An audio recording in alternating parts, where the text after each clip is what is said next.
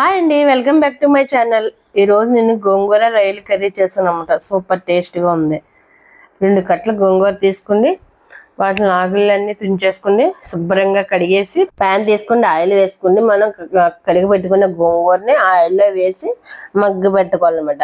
మూత పెట్టి మగ్గనిస్తే ఆ గోంగూర అంతా మగ్గిపోతుంది.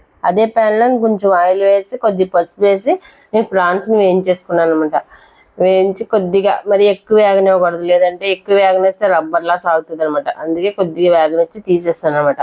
తీసేసి 2 ఉల్లిపాయలు తీసుకుని చిన్న చిన్న ముక్కల కింద కట్ చేసుకుని ఉల్లిపాయలు పచ్చిమిర్చి ఈ ఆయిల్లో వేసి వేయించేసుకోవాలి. వేయించేసుకున్న తర్వాత 1 స్పూన్ అల్లం వెల్లుల్లి పేస్ట్ వేసి ఇది పచ్చివాసన పోయేంత వరకు వేగనిచ్చి తర్వాత మనం వేయించి పెట్టుకున్న రొయ్యలు తీసుకొచ్చి వేసేసి ఇందులోని గోంగూర ముందుగా మనం మగ్గబెట్టుకున్నాం కదా, గోంగూరని కూడా తీసుకొచ్చి ఇందులో వేసేయాలి. వేసేసి 2 మగ్గనివ్వాలి. మగ్గనిచ్చి ఒక 2 స్పూన్లు కారం, 1 స్పూన్ మన తగినంత సాల్ట్ ఈ 2 కూడా వేసి ఈ ముక్కలకు పట్టేంత వరకు ఉంచి తర్వాత 1 స్పూన్ ధనియాల పౌడర్, 1 స్పూన్ గరం మసాలా కూడా వేసేసి ఈ మొత్తం మిశ్రమాన్ని అంతా మగ్గనిచ్చి తర్వాత మనం 1 గ్లాసుడు వాటర్ పోసుకుని ఒక 5 నిమిషాలు ఈ వాటర్ అంతా ఇంకిపోయేంత వరకు ఉంచితే మనకి గోంగూర రొయ్యల కర్రీ రెడీ అయిపోతుంది.